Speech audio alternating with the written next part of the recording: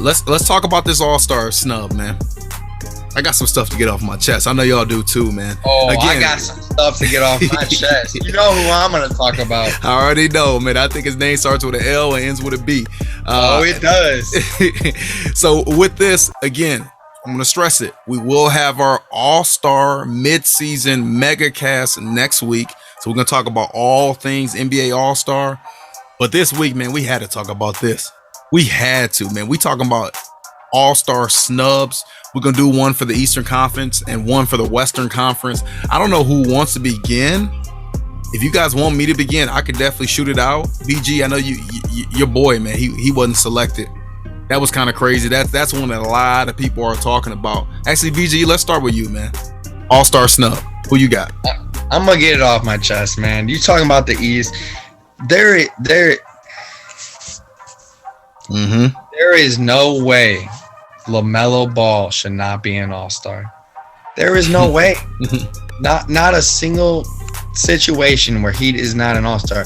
And I'm gonna tell you what, man. Like the thing to me is he's balling out. He's got his team. Yeah, they're ninth in the East right now. But like I said, the East is a tight race. They've been floating back and forth. They've been 7. They've been 6 at some point this year. But way better than they've been in years past. And they don't have any mega superstar. They got him. They got Bridges. Both of them kind of. I mean, LaMelo was definitely snubbed. Bridges feels like he got snubbed a little bit, but he shouldn't have been an All-Star. But he's playing at a great level. But besides them two, they don't have much. I mean, they don't have much star power besides that. And they're 6 games out of first place in the East.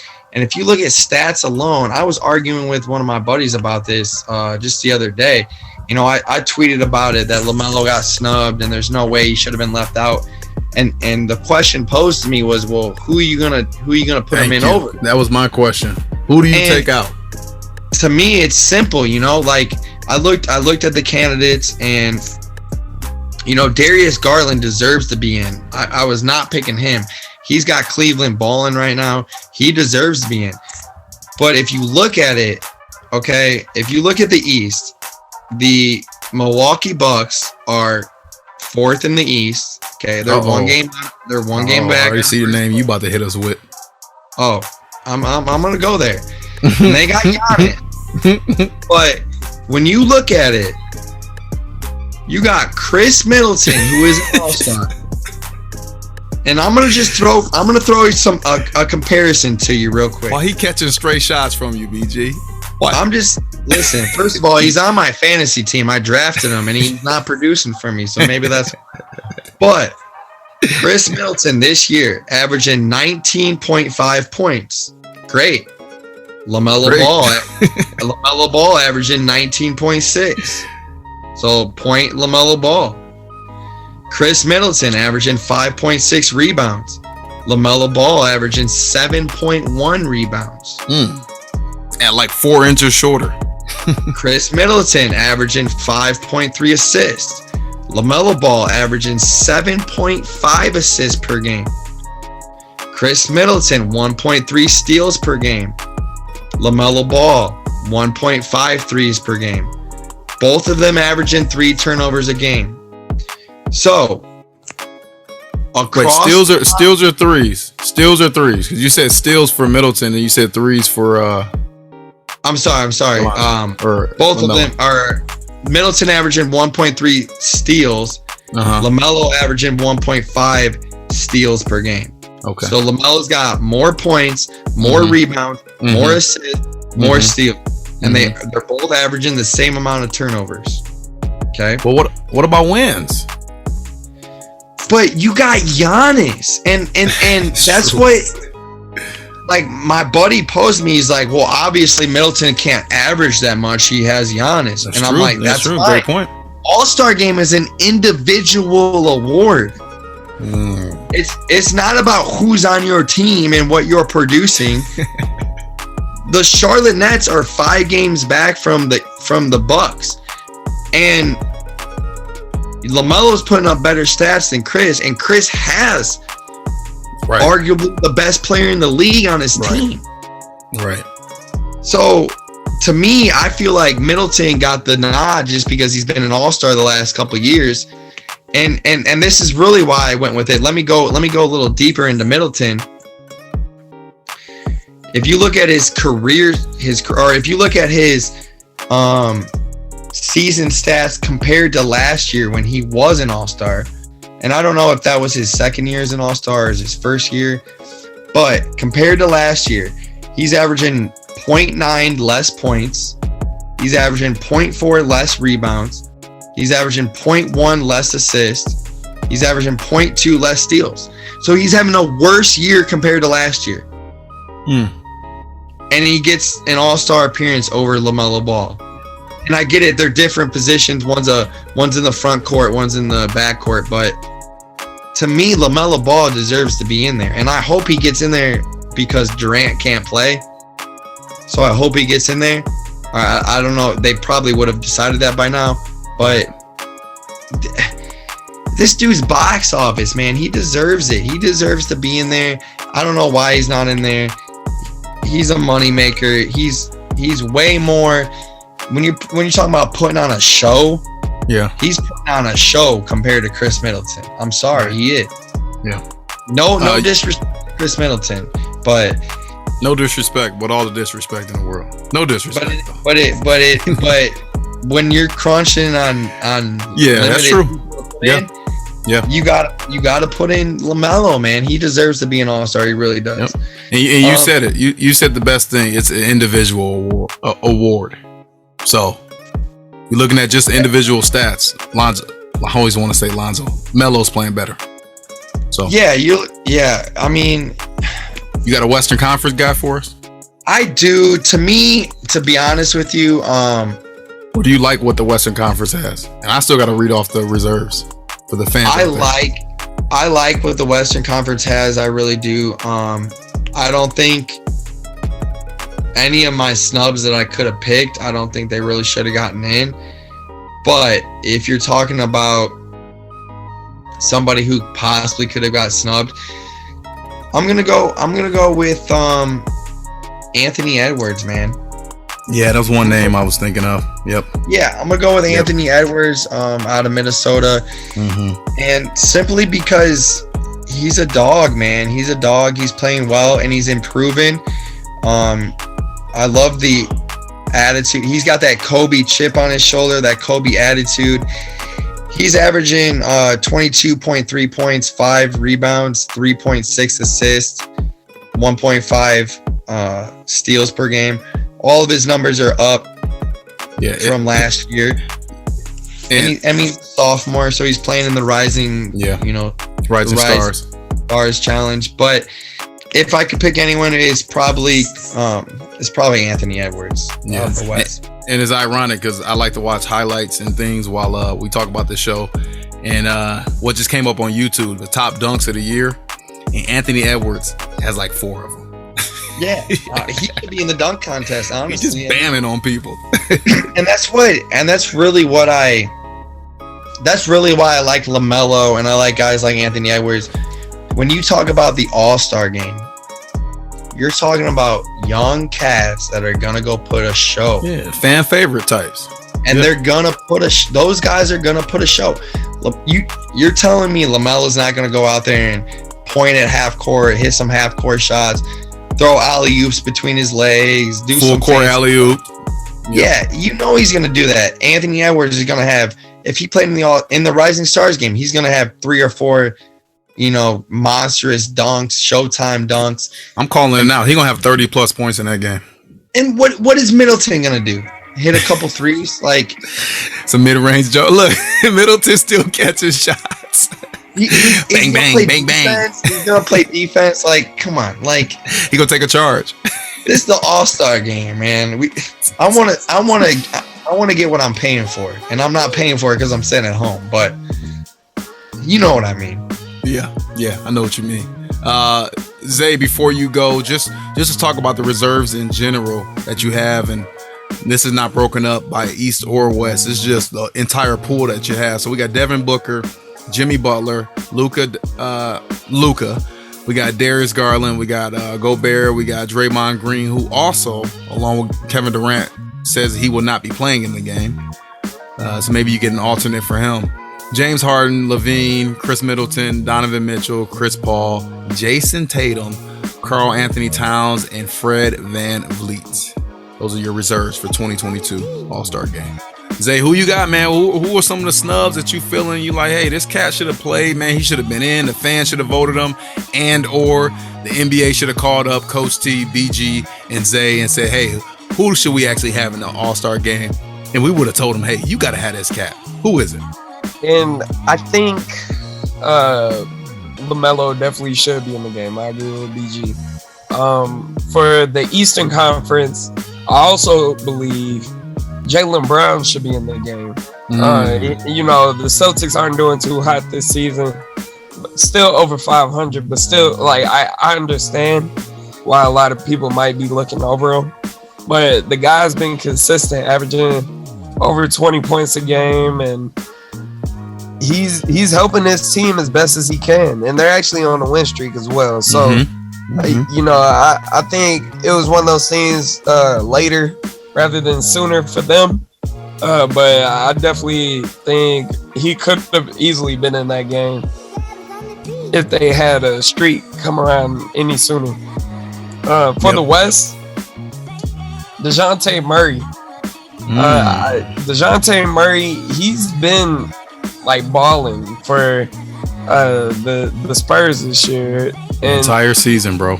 It's another, and that's the thing about the All-Star game. A lot of people, they really just look at like the team records. This man, you know, he playing on a below average team. But like and it's a snub, so you know, this is Zay's opinion. But I feel like he could have got another look, if anything. He's definitely been trying his best. He's top 5 in the NBA in assists and steals at the moment. So like that's pretty cool. That is crazy.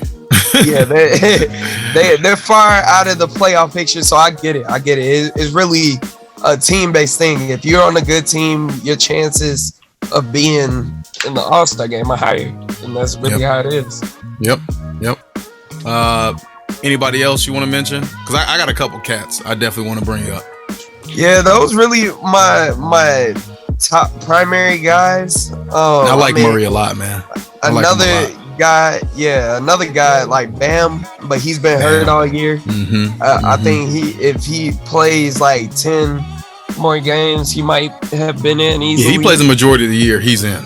Yeah, and same with Anthony Davis. Those guys, people think that into the NBA probably was in consideration of, do we want to offer this guy a spot knowing that he might reject it? So like those things too, don't want to get him hurt middle of the season. So I get it. And also one more guy whose team play is probably affecting the decision is De'Aaron Fox. He's actually pretty impressive to watch. He's a proven scorer and gets the assists done. But once again, I understand the Kings. He just happens to play in Sacramento. Yeah, it's tough. But NBA graveyard, man. Or like the Lakers, or like the Cavs or something. He easily all-star caliber player. But he is an all-star caliber player. But he would be on the all-star team if he was in those cities. All right, let me shoot my gun, man. So, you guys talked about Dejounte. He was up there for me. LaMelo, he's definitely up there for me. To me, a couple cats. Number one, the Bucks got another player that I think should have made it over Middleton. Drew Holiday. Drew Holiday has had a better season than his teammate, Chris Middleton. Like, simply put, he has had a better season. And man, I thought you were gonna say Grayson Allen. No, I ain't gonna say no Grayson Allen. Dante DiVincenzo. No. So Jaylen Brown, I agree with that one. Anthony Edwards, that's a tough one, especially in his second year. Another cat that no one really talks about anymore. I think last year kind of soured a lot of people. They thought he would make that leap. I think this year he made that leap that most thought he would have made last year. But Pascal Siakam, I mean, playing, you talk about an all-star level, he's playing at that level right now. I want to pull up some of these stats here for my guy, Pascal, Spicy P, as some people like to call him.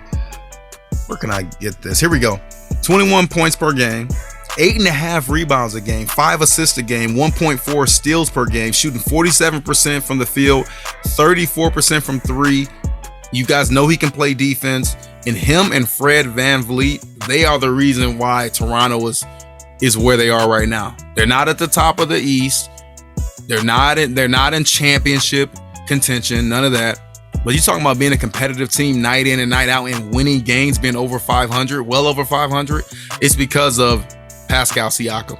Another cat in the East. This is probably the biggest snub, and I know his teammate made it, so I understand the NBA saying, "Hey, well, we got one of the players on a team that's been probably the most surprising team in the NBA." Jared Allen for the Cavs.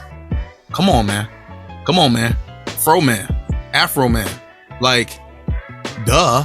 Like the stuff he's been doing, dunking on people. I just think he had a game two games ago. I think he had like 24 rebounds. Like a 25-24 type of game. Like, the cat is ridiculous. And I think a player like him, he gets the old stipulation, kind of his reputation precedes him. People think of him when he was with the Brooklyn Nets years ago. A defensive stopper, kind of a wheel player, a garbage type of player.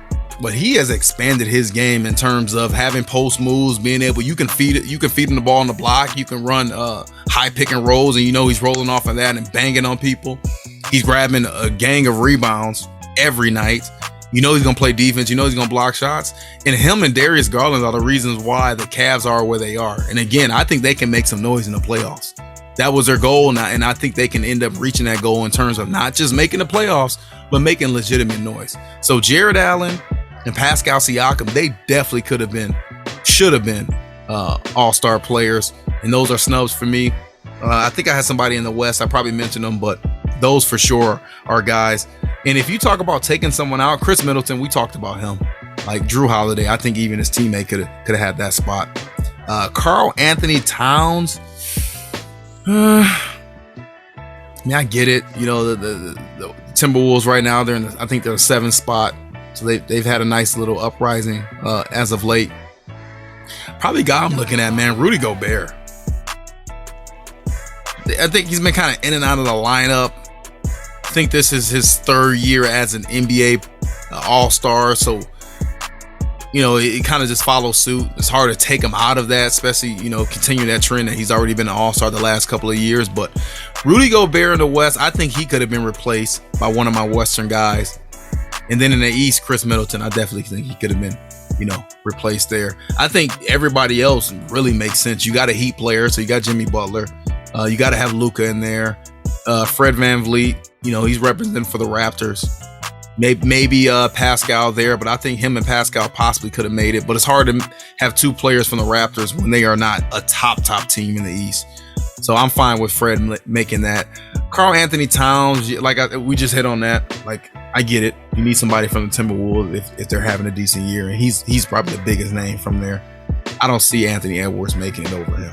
That would be kind of crazy. But really, I'm looking at Chris Middleton and I'm looking at Rudy Gobert, and then Draymond. Yeah, Draymond, you definitely got to have that. Harden is one where it makes sense because he's played so many games, and it's hard not to have James Harden. And I don't want to, be a prisoner of the moment. His name kind of sticks out, but really Rudy Gobert and Chris Middleton are the 2 names where they could have been replaced.